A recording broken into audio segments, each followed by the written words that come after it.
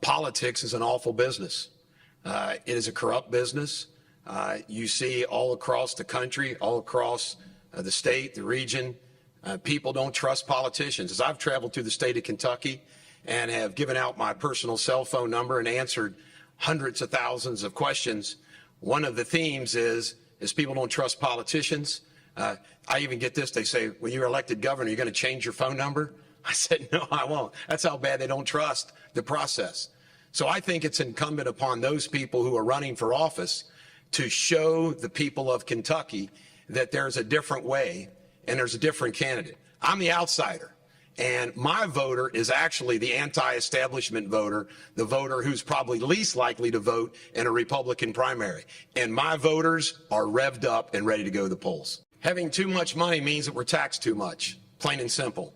And I'm somebody who is for getting rid of the income tax completely.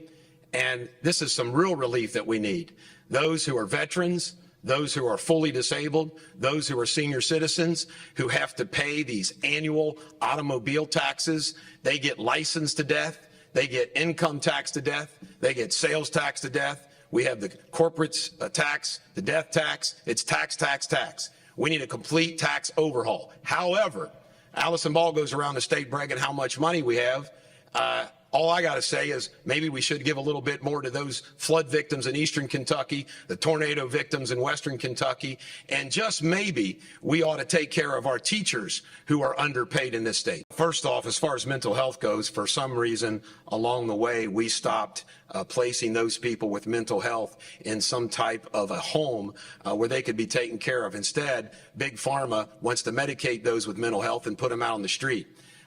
With respect to the gun issue, I am 1,000% for Kentuckians' right to bear arms. I believe everyone should arm themselves. I'm the one that said, it's sad what happened in Louisville, but I'm the only person who said those people that worked in that bank, were they allowed to have a gun? I still haven't gotten an answer from the state media.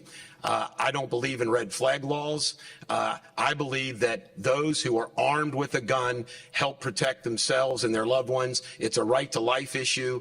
The mental health issue, again, Big Pharma took over treating our mental health patients, and we need to do a lot better job than just give them medicine and turn them out on society.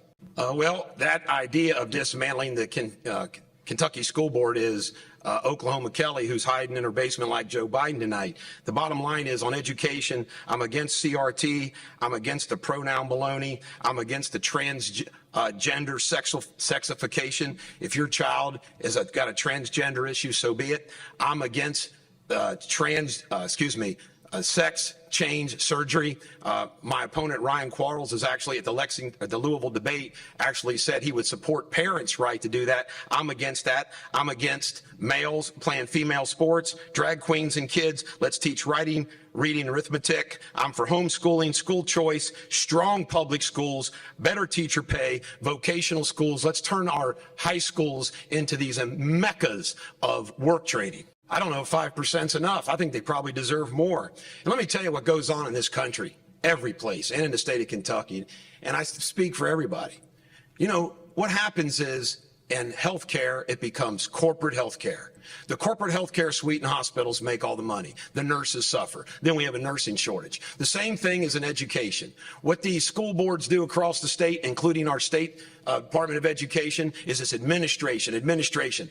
These people make ungodly sums of money, and then they don't want to pay teachers who are actually teaching our kids. I also say, let's pay the teachers more. Let's let them arm themselves. And you know what? Let's protect the teachers from this discipline issue that's in the classroom. Let's have the teachers back instead of the student that's a problem's back. It's a bureaucratic mess. I feel sorry for teachers, police officers, firemen. They put up with bureaucracies. Candidate Deters. I support an investment in higher education at the collegiate level. I think it's critical. We have to, it's from the beginning, from grade school, middle school, high school, and in the collegiate level. My entire campaign is based upon a maxim: less government, more freedom. It might make some people mad, but I am a Ronald Reagan economist. I believe that if we cut taxes and we cut regulations, this economy would roar.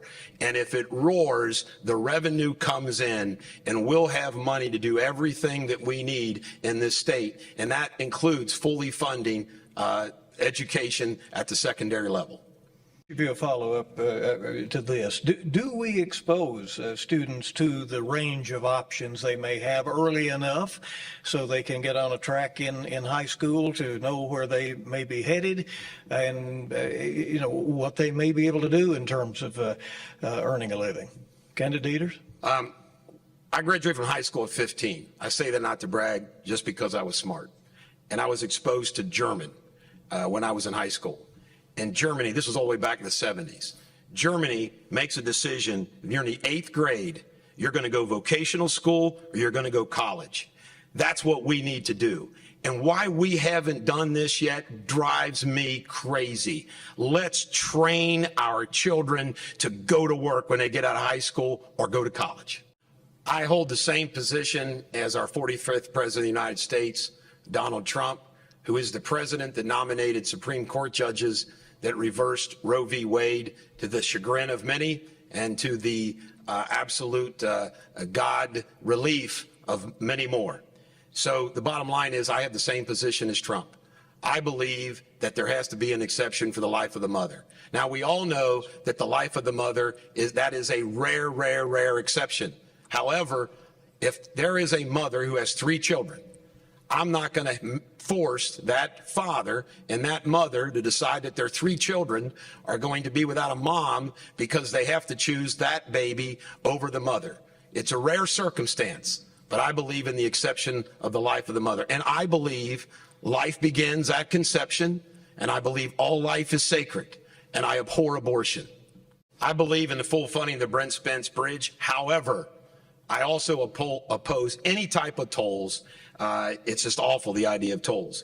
But I get sick and tired of government wasting our tax dollars on these projects where, where does the money go? I have seen that Brent Spence project go from $1 billion to $2 billion to $3 billion. It just keeps going up.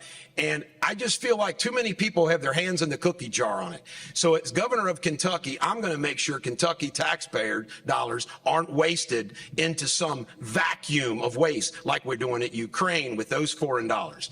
And Mitch McConnell, who I'm the only one that's opposing Mitch McConnell as a Republican candidate, he and Joe Biden joined forces and passed these big infrastructure bills, and nothing ever gets built. Well, my three big things is, first off, Northern Kentucky, where I am from, has been left out for 50 years. Northern Kentucky needs some attention. Eastern Kentucky has been left out forever. Eastern Kentucky has some road projects. And I want to just tell everybody in Western Kentucky, Southern Kentucky, and Eastern Kentucky, we need to make sure that you have all the internet, wireless access service, whatever, so we never get you dropped from your phone service when you're making a call. It's my understanding that Kentucky has the worst worker participation rate. And as my good friend Ryan Quarles always says, is that we have to get people from stopping and watching Netflix and get them to work. I'm for everything. Unemployment is supposed to be a bridge, not permanent. And that's what it is. So you have 50% of our able-bodied workforce not working. It's insanity. So the bottom line is we do have to get them to work. But guess what? We also need to keep bringing in good jobs from out of state. Our current governor, Andy Beshear, loves the big corporate jobs, and he abandoned Main Street during the alleged pandemic. Through tax and regulatory policy, I want Main Street, family business, small business, medium business to soar. Jobs, jobs, jobs. The number one issue, I've traveled the state, these 2 guys will agree with me, number one issue is always jobs. I've been circulating a meme for a year. Kentucky ranks last or near last in countless categories. The least of our problems in Kentucky is immigration. Sorry, Alan Keck. I found out today that Kentucky is the worst state in the nation to retire to, and one of the reasons is the Medicare information and the Medicare problem that we have. I also found out today that there is something called the this is wild that this has come up, Medicare savings account, and apparently this is something under the Trump administration where seniors are able to apply for this, and you can put in $6,000 a year, and it makes a big difference. We all know Obamacare was a disaster, but it is sad, just like Mike mentioned before about how you're trying to manipulate to keep your unemployment. When somebody's having to manipulate to keep health insurance, that's just wrong. And there's so many people that are making a good living and they're like, well, but I make too much for health insurance. Obamacare destroyed health insurance in this country forever. It is a tragedy what it's done. The power to tax, a famous Supreme Court case said, is the power to destroy. I hate taxes. I abhor taxes. I think we pay too much taxes. However, the best tax in the world is a local tax. Why? Because that little village, that little city, that community, that county in the state of Kentucky, with its leaders, can work with its citizens and decide, hey, we need this tax for this reason. Will you support it? And that city, that county, that community can vote out the leaders. Nice and simple if they don't like it. So although I abhor taxes, I think local leaders ought to have that option. And guess what? Their community will let them know whether they support it or like it or not. But a tax close to home is better than a tax that goes to Washington, D.C. or Frankfurt, Bill. Well, it's all about relationships.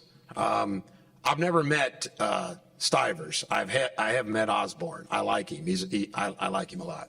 I think I can get along with him. He seems like a good personality.